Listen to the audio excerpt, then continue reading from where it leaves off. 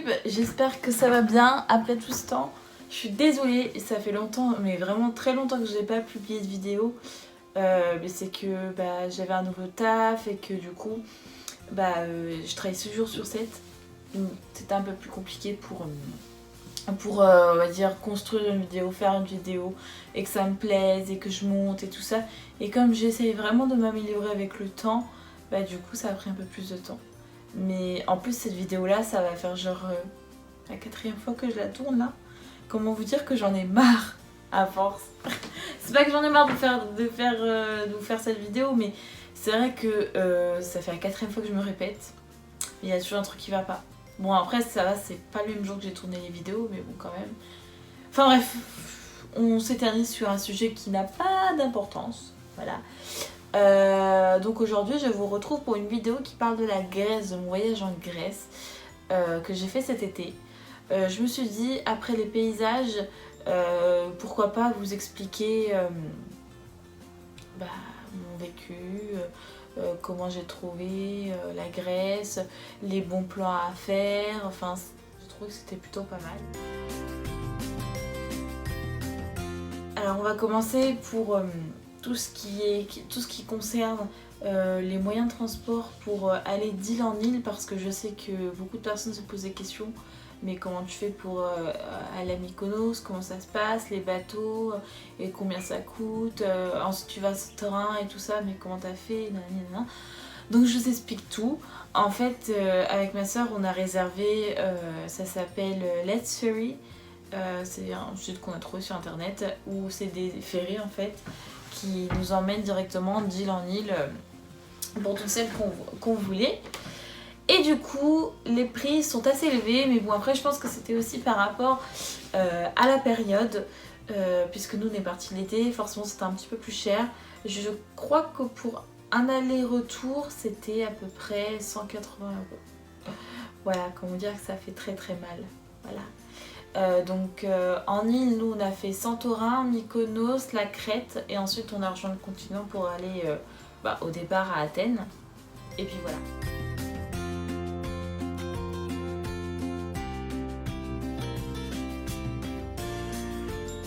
Nous on a pris plusieurs types d'hébergements parce que autant financièrement que on voulait diversifier tout ça.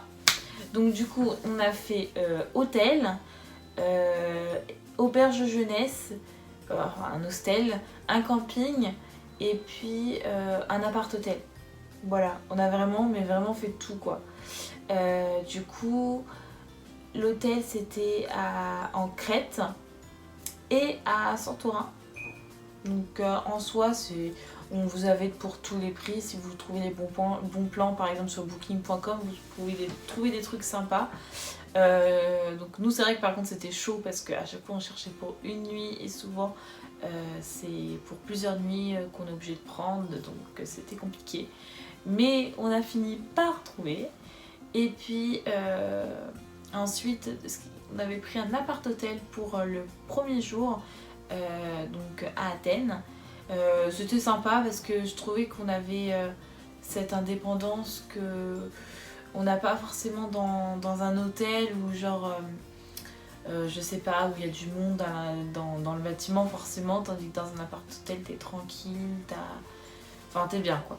Donc on avait la petite cuisine, on avait... oui voilà, il y a aussi ça comme avantage, on avait une cuisine que en général dans un hôtel t'as pas de cuisine, donc tu prends une suite ou un truc du genre.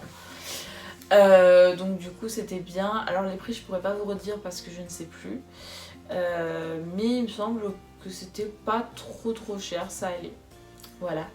Après pour le camping on l'a pris à Mykonos. Alors sincèrement si vous allez à Mykonos, prenez un camping, ça vaut largement le coup.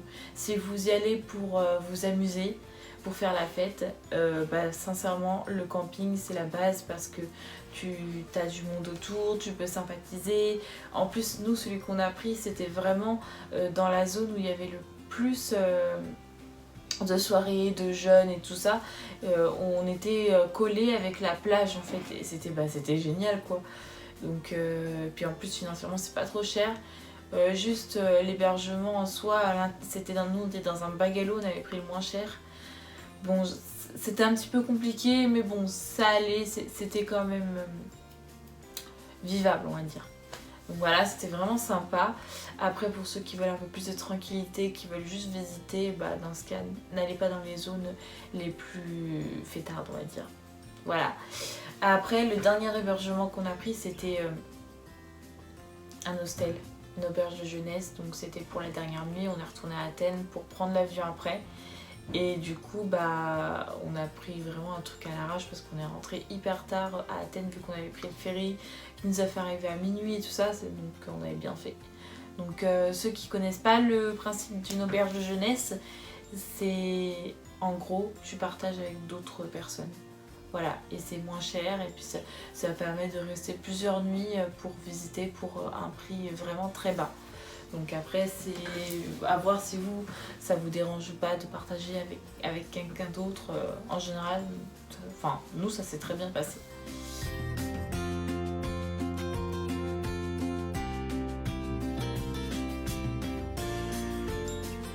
À Athènes, on a visité alors vraiment tout ce qui concernait la mythologie grecque parce que toutes les deux on est passionnées de mythologie grecque. Mince, comment ça... Ah oui, l'Acropolis, c'est en fait... alors par contre, je vous préviens juste, il y a beaucoup d'attentes, mais vraiment beaucoup d'attentes. Et en général, si vous y allez l'été, il fait très chaud, c'est compliqué. Il me semble qu'ils sont ouverts à partir de 7-6 heures du matin, il me semble. Il me semble que c'était ça. Allez-y à ces heures-là, c'est un enfer après. Nous, on y allait à 10 heures et on a un petit peu regretté quand même parce qu'il y avait un monde fou.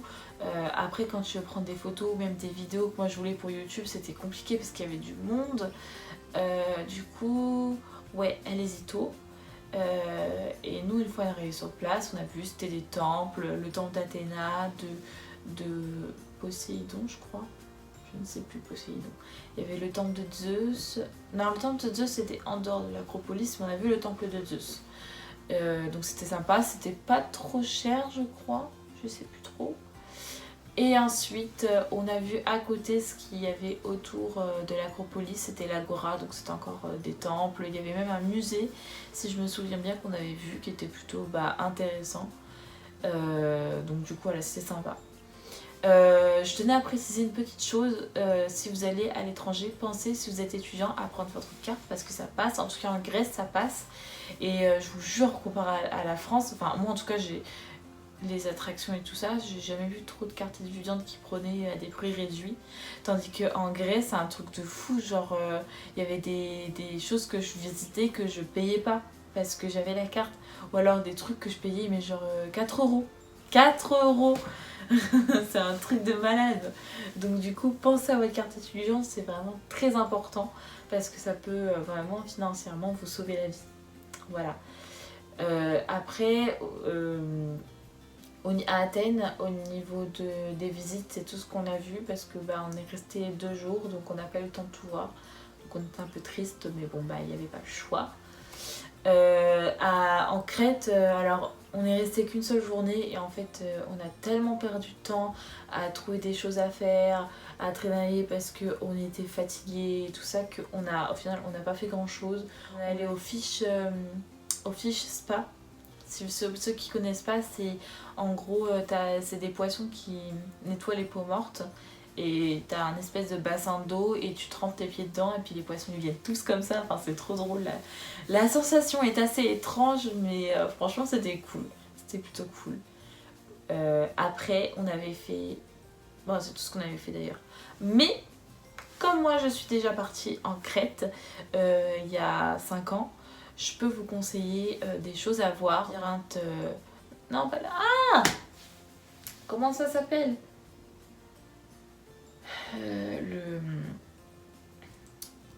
Ça va m'énerver. Ça m'énerve de pas me souvenir. Enfin, c'était assez sympa. Après, il y a le palais de Knossos. Ah c'est ça. Il me semble que c'est le palais de Knossos. Voilà, qui parle du fil d'Ariane, du labyrinthe, le Minotaure et tout ça. Et c'était vraiment cool. Ouais, si, c'était vraiment cool. C'était sympa. Pareil, je sais pas s'ils prennent la carte étudiante, mais pensez-y. Ensuite... j'avais vu la grotte de Zeus où il est né. C'est vraiment un truc très cool. Alors par contre c'est très loin en général des villes en Crète. Moi je sais que j'étais à 1h30 de là-bas. Donc je vous conseille de, si vous allez, on va dire de prendre toute la journée.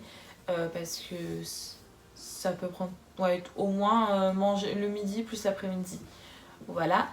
Et surtout si pour penser à prendre une petite polaire parce que il fait très froid dans la grotte et du coup quand tu sors tu peux être malade parce que je il fait chaud, donc du coup c'est compliqué. Voilà. Pour Santorin, non, Mykonos, pour Mykonos, en soi il n'y a pas de lieu spécifique à visiter, enfin nous de ce qu'on a vu, mais c'est plus faire les petites ruelles, les petits paysages. Ouais, faut visiter à pied le village, enfin le village, faut visiter à pied la ville. Parce que ça vaut franchement le coup, c'est vraiment mais magnifique. C'est genre comme sur les cartes postales, t'as vraiment les petites ruelles blanches, la mer avec les cailloux et tout ça. Les moulins aussi qui étaient super beaux. Oh là, je vous jure, j'ai envie d'y retourner, rien d'y parler. Parce que Mykonos, pour moi, c'était la meilleure destination. Donc voilà. Pour Santorin, c'est pareil. Mais je vous conseille de prendre un quad, comme ça vous faites le tour de l'île. Et c'était vraiment génial qu'on avait fait avec ma soeur. Vous pouvez avoir pour 45 € le moins cher. Et sincèrement, ça vaut vraiment le coup. Et ça vous évite de prendre le taxi aussi. Parce que le taxi, ça coûte très cher. Et puis Santorin, ça coûte très cher aussi. Donc du coup, je vous conseille de prendre un quad. Voilà. Ah oui, et pour la nourriture, je vous conseille de goûter quand vous y allez les plats typiques grecs. Vous prenez les plats à partager parce que vous pouvez goûter ou piocher dans chaque petit plat des spécialités grecques et pour pas si cher que ça. Et c'était délicieux. Alors en spécialité, vous avez la moussaka, vous avez les baklava, c'est des espèces de desserts au caramel. Et après, sincèrement, il y en a plein d'autres. La salade grecque, c'était les meilleurs. Délicieux. Voilà. Donc je crois que j'ai fait le tour. Voilà. En tout cas, j'espère que ma vidéo vous aura plu, que ça vous aura renseigné au maximum. Et surtout, si vous avez des questions, n'hésitez pas à me demander. Je me ferai vraiment un très grand plaisir à tout vous expliquer, à vous répondre et puis tout ça. Voilà. Bisous tout le monde.